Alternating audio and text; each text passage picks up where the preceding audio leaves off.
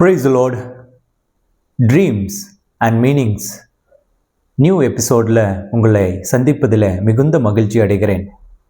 நான் reverend Roshan Shawn. கடந்த dreams and meanings regarding boobs and unclean toilets இதை குறித்த கனவுகளை உங்களுக்கு விளக்கியிருந்தேன். மிகுந்த வரவேற்பை கொடுத்தீங்க. உங்களில் அநேகர் எனக்கும் இந்த பிரச்சனை இருக்குன்னு சொல்லியிருந்தீங்க. எனக்கு இது பதில் கிடைத்து விட்டது என்று நீங்கள் எனக்கு அனுப்பியிருந்த மெசேஜஸை நான் பார்த்தேன். இன்றைக்கு அநேகர் கேட்ட காமனாக 90% என்னிடத்தில் அனுப்பிவிட்ட ஒரு ட்ரீம், அதனுடைய அர்த்தத்தை உங்களோட பகிர்ந்து கொள்ள போகிறேன். கனவில் இறந்தவர்களை காண்பது, இது எதற்கான அடையாளம்? இதுதான் உங்களுடைய பலருடைய கேள்வி. அடிக்கடி இறந்தவர்களை கனவுல வந்து என்னோட பேசுகிறாங்க. என்னை உண்மையிலேயே கட்டி தழுவுவது போலவும் ஏதோ ஒன்று கொடுப்பது போலவும் எனக்கு உணர்வு ஏற்படுது.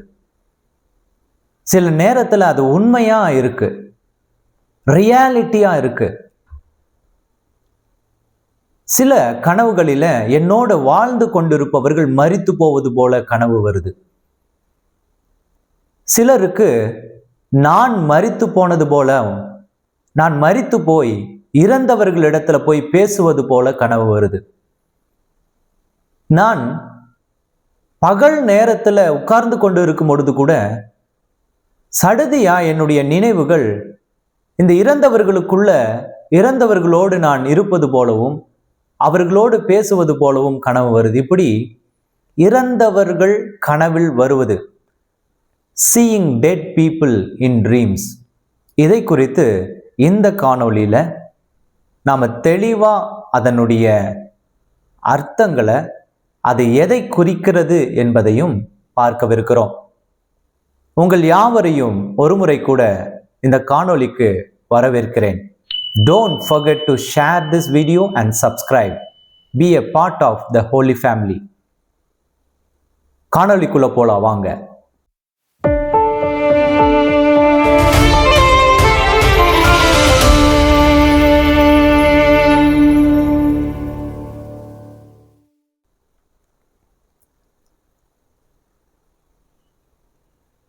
இந்த மரித்தவர்களை கனவில பார்ப்பது என்பது ஒரு பதட்டமான ஒரு காரியம்தான்.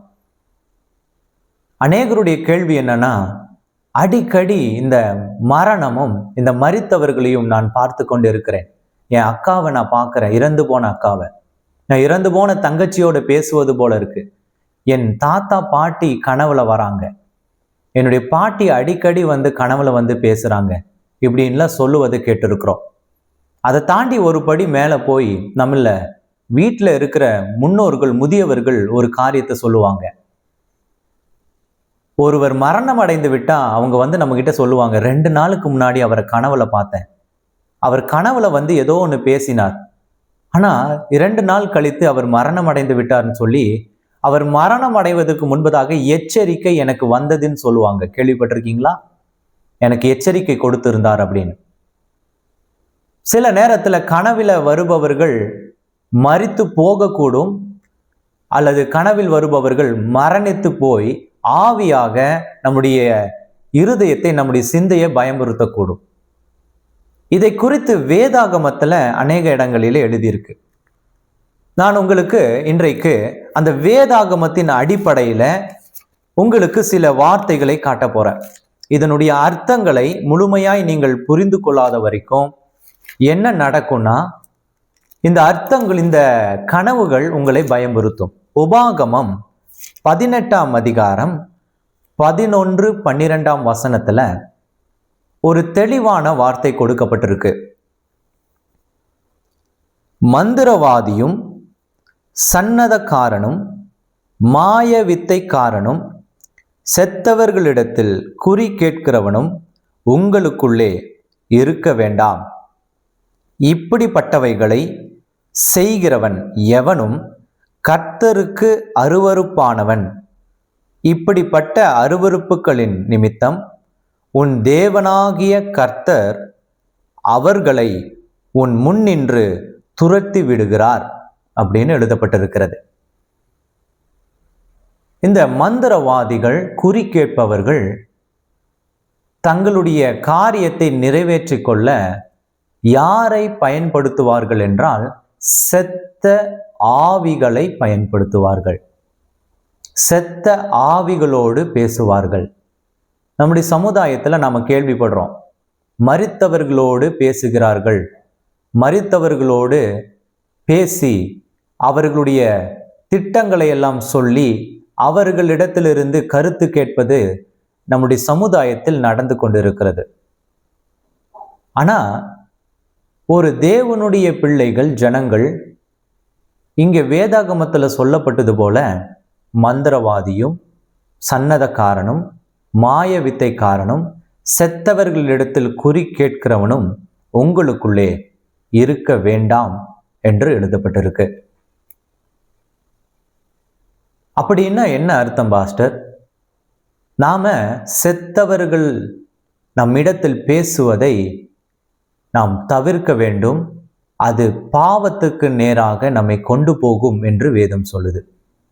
அப்ப செத்தவர்கள் நம்முடைய கனவில் வந்து பேசுவது சரியா தவறா என்றால், நமக்கு அவர்களிடத்திலிருந்து கிடைக்கிற எந்த ஒரு கருத்தும், எந்த ஒரு காரியமும் தேவனுக்கு பிரியம் இல்லாதது என்று எழுதப்பட்டிருக்கு.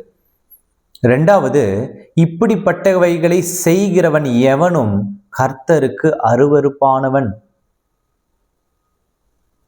நிறைய பேர் இன்னைக்கு குறி கேட்பதற்கு நாம செல்லுகிறோம். அவர்களிடத்திலிருந்து கேட்டு அதை செய்ய ஆரம்பிக்கிறோம். அது கர்த்தருக்கு அருவருப்பானது என்று இங்கே எழுதப்பட்டிருக்கிறது. இந்த அஞ்சனம் பார்ப்பவர்கள், இவர்களெல்லாம் யாரை நம்பி இந்த காரியம் செய்கிறார்கள் என்றால் செத்த ஆவிகளை நம்பி இந்த காரியம் செய்கிறார்கள். லேவியராகமம் 19ஆம் அதிகாரத்துல 31வது வசனத்துல ஒரு நல்ல வார்த்தை சொல்லப்பட்டிருக்கு இந்த செத்தவர்களை குறித்து. இவர்கள், இந்த செத்த ஆவிகள் கனவிலே வரும் பொழுது இந்த செத்த ஆவிகள் என்ன செய்யும் என்று எழுதப்பட்டிருக்கிறது. உங்கள் அநேகருக்கு இந்த செத்த ஆவிகள், செத்தவர்கள், இறந்தவர்கள் கனவில வரும் பொழுது அவர்கள் என்ன செய்வார்கள், அவர்களால என்ன செய்ய முடியும் என்று எழுதப்பட்டிருக்கிறது. 31வது வசனம் சொல்லுது, அஞ்சனம் பார்க்கிறவர்களை நாடி குறி சொல்லுகிறவர்களை தேடாதிருங்கள், அவர்களாலே தீட்டுப்பட வேண்டாம், நான் உங்கள் தேவனாகிய கர்த்தர். இந்த அஞ்சனம் பார்ப்பவர்களும் குறி சொல்லுபவர்களும் பயன்படுத்தக்கூடிய ஒரு இன்ஸ்ட்ருமெண்ட் தான் செத்த ஆவிகள். அப்போ நம்முடைய கனவில இறந்தவர்கள், மரித்து போனவர்கள், செத்தவர்கள் நம்முடைய கனவிலே வரும்படிக்காய் இருந்தால் அது என்ன செய்யும் என்றால், இங்கே தெளிவாக சொல்லுகிறது என்ன செய்யும் என்று, அவர்களாலே தீட்டுப்பட வேண்டாம். அதாவது உங்களை அது தீட்டுப்படுத்தும். அப்போ செத்தவர்கள் கனவில் வருவது நல்லதா என்றால் நல்லது அல்ல என்றுதான் வேதாகமம் நமக்கு குறிப்பிடுகிறது. சரி, இப்போ ஆவிகளில 2 வகையான ஆவிகள் இருக்கு. துர்சிந்தையுள்ள தவறான ஆவி, பரிசுத்த ஆவி, இல்லையா? பொல்லாத ஆவி, பரிசுத்த ஆவி. இதில இறந்து போனவர்கள் எப்படிப்பட்ட ஆவியை உடையவர்களா இருப்பாங்க அப்படின்னா, இறந்து போனவர்கள் யாருமே நியாய தீர்க்கப்படாதவர்கள். எந்த ஆவியும் நியாயம் தீர்க்கப்படலை. தேவனுடைய 2ஆம் வருகை, கிறிஸ்துவினுடைய 2ஆம் வருகை மட்டும் இறந்து போனவர்களுடைய ஆவிகள் நியாயம் தீர்க்கப்படாததுனால அது பாவத்திற்குள்ளாகவே இருக்கும். அப்படிப்பட்ட பட்சத்துல அவர்கள் எந்த வகையான ஆவிகளாக அறியப்படுகிறார்கள் என்றால், அவர்கள் பாவம் நிறைந்த, அதாவது பாவத்திற்குள்ளாக மரித்து போன ஆவியாகவே அறியப்படுவார்கள். அப்போ இன்னொரு ஆவி என்பது என்ன? பரிசுத்த ஆவி.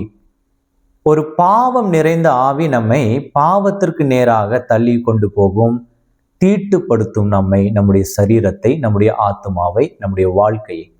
ஆனா இந்த பரிசுத்த ஆவி என்ன செய்யும்? இந்த பரிசுத்த ஆவி யோவான் எழுதின சுவிசேஷ புஸ்தகத்துல 14ஆம் அதிகாரத்துல 24ஆம் வசனம் அருமையா சொல்லியிருக்கு. நான் என் நாமத்தினாலே பிதா அனுப்புகிற பரிசுத்த ஆவியாகிய தேற்றவாளனே எல்லாவற்றையும் உங்களுக்கு போதித்து நான் உங்களுக்கு சொன்ன எல்லாவற்றையும் உங்களுக்கு நினைப்பூட்டுவார் என்று எழுதியிருக்கிறது. ஒரு பரிசுத்த ஆவியானவர் உங்களுக்கு கனவிலே தோன்றும் பொழுது he will become a good counselor to you. உங்களுக்கு சரியான பாதையை காட்டி கொடுப்பார், சரியான வாழ்க்கையை காட்டி கொடுப்பார், உங்களுடைய வாழ்க்கைக்கு நலமானதை அவர் தருவார். அது பரிசுத்த ஆவி உங்களுடைய கனவிலே இடைப்படும் பொழுது நடக்கிற காரியம், உங்களுடைய வாழ்க்கையிலே நடக்கிற மாற்றம். அதுவே இந்த துர்சிந்தையுள்ள, அதாவது இறந்த மரித்து போன தாத்தாவோ பாட்டியோ அம்மாவோ அப்பாவோ தம்பியோ தங்கச்சியோ சொந்தக்காரங்களோ இப்படி யாரை நீங்கள் கனவிலே பார்த்தாலும் இந்த செத்தவர்கள் அவர்கள் எதை கொண்டு வருவார்கள்? இந்த செத்தவர்களிடத்துல பேசினால் அது உங்களுக்கு இச்சையை தூண்டும். அங்க முன்னமே நம்ம பார்த்தோம், என்னது? உங்களுடைய சரீரத்தை தீட்டுப்படுத்தாதிருங்கள்னு. இந்த செத்தவர்கள் நமக்குள்ள இச்சையை தூண்டி விடுவார்கள். இரண்டாவது, செத்தவர்களிடத்துல நாம் பேசுவது போல கனவுகளை நாம் காண்பதினால அது நம்ம என்ன தெரியுமா செய்யும்? நம்முடைய சரீரத்தை பலவீனப்படுத்தும். 3, செத்தவர்களிடத்துல நாம் பேசுவதனால, இது போன்ற கனவுகள் காண்பதினால நமக்குள்ள தவறான பாதையை ஏற்படுத்த அந்த ஆவிகள் நம்மை அது நடத்தி செல்லும். அந்த கனவில் வரும் ஆவிகள் தவறாய் நம்மை வழி நடத்தக்கூடும்.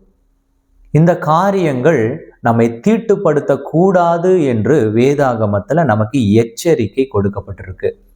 அப்போ செத்தவர்கள் கனவில் வருவது சரியா தவறா என்றால் 100% இறந்தவர்கள் கனவில் வருவது என்பது அது தவறானது. அது நன்மை தருமா என்றால் நன்மை ஒருபோதும் தராது என்பதுதான் இதன் விளக்கம்.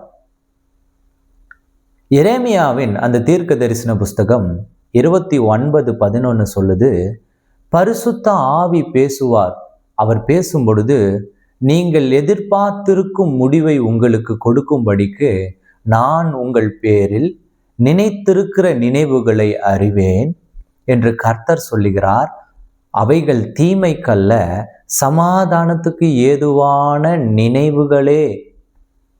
கர்த்தர் கொடுக்கிற ஒரு நினைவு, ஒரு தரிசனம், ஒரு கனவு, அது உங்களுக்கு சமாதானத்தை கொண்டு வரும். அது தீமைக்காய் இருக்காது. அது உங்களை ஒருபோதும் தீட்டுப்படுத்தாது. அவைகள் உங்களுக்குள்ள மன பதற்றத்தை ஏற்படுத்தாது. அவைகள் உங்களுக்கு உங்களுடைய சரீரத்தை கெடுத்து போடாது. அப்போ இப்படிப்பட்ட கனவுகள் ஒருவேளை நீங்கள் பார்ப்பவர்களாய் இருந்தால், ஒருவேளை இப்படிப்பட்ட கனவுகள் வருகிறது என்று இந்நாள் வரைக்கும் அதற்கு அர்த்தம் தெரியாதவர்களாய் இருந்தால், அப்படிப்பட்ட கனவுகள் நன்மைக்கு கிடையாது. இறந்தவர்களை, மரித்தவர்களை கனவிலே பார்ப்பது என்பது 100% பாவமும் உங்களுடைய சரீரத்தை தீட்டுப்படுத்தும். அது நல்லது அல்ல. ஒருவேளை கணவன் மீது அன்பு வைத்திருக்கிறோம், மனைவி மீது அன்பு வைத்திருக்கிறோம், இறந்து போயிருக்கலாம்.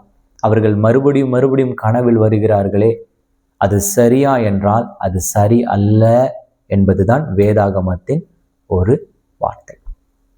இந்த காணொளி உங்களுக்கு பிரயோஜனமா இருந்திருக்கும். இந்த காணொளி மூலியமாக உங்களிலே பல 100 பேர் தெளிவடைந்தீர்கள் என்று நான் விசுவாசிக்கிறேன். உங்களுடைய தரிசனங்களை எங்களுக்கு எழுதி அனுப்புங்க. கடைசியா நாங்கள் வெளியிட்ட காணொளிக்கு பல 100 பேர் புதிய தரிசனங்கள் உங்களுக்கு வருவதாக எங்களுக்கு அனுப்பியிருந்தீங்க. உங்களில் பலருக்கு அதற்கான அர்த்தத்தை நாங்கள் அனுப்பியிருக்கிறோம். சிலருக்கு ஒருவேளை அந்த அர்த்தங்கள் வராமல் இருந்திருக்கலாம். கூடிய சீக்கிரத்துல அதன் அர்த்தங்களை நாங்கள் சொல்லுவோம். இதோ இந்த தரிசனம் உங்களுக்கு ஒருவேளை வருகிறதா இருந்தால் இந்த காணொளி உங்களுக்கு கட்டாயமாய் பிரயோஜனமாயிருக்கும் என்று நான் விசுவாசிக்கிறேன். இந்த காணொளியை குறைந்தது உங்களுடைய சகோதரர்கள், நண்பர்களோடு பகிர்ந்து கொள்ளுங்க. இந்த காணொளி பிரயோஜனமா இருந்துச்சுன்னா don't forget to share this and subscribe our one god channel. Dreams and meanings என்ற இந்த காணொளி உங்களுடைய வாழ்க்கையில அச்சத்துல, ஒரு குழப்பத்தில் இருப்பவர்களுக்கு ஒரு விடிவெளி நட்சத்திரம் போல இருக்கும் என்று நான் விசுவாசிக்கிறேன். உங்கள் அநேகர் புதன்கிழமை மாத்திரமல்ல பாஸ்டர், இந்த வாரத்துல 2 முறை இந்த காணொளியை போடுங்க, நிறைய காரியங்கள் எங்களுக்கு வருது கனவுல அப்படின்னு நீங்க கேட்டிருக்கீங்க. நாங்கள் முயற்சி செய்கிறோம். வரும் நாட்களிலே, வரும் மாதத்திலே புதன் மற்றும் சனிக்கிழமைகளிலே இந்த காணொளிகள் நீங்க அனுப்புற அந்த கனவிலிருந்து தான் இந்த காணொளிக்கான அர்த்தத்தை நாங்கள் எடுத்து சொல்லுகிறோம். கட்டாயமாய் உங்களுடைய கனவிற்கும் தெளிவான அர்த்தம் நாங்கள் பதிவிடுவோம். அதற்காக நீங்கள் ஜெபித்துக் கொள்ளுங்கள். இந்த காணொளி பிரயோஜனமாக இருந்தால் நீங்கள் தேவனிடத்தில் ஜெபித்து இதை பகிர்ந்து கொள்ளுங்கள். தேவன் உங்களை ஆசிர்வதிப்பாராக. நான் reverend Roshan Shan. God bless you. God bless you.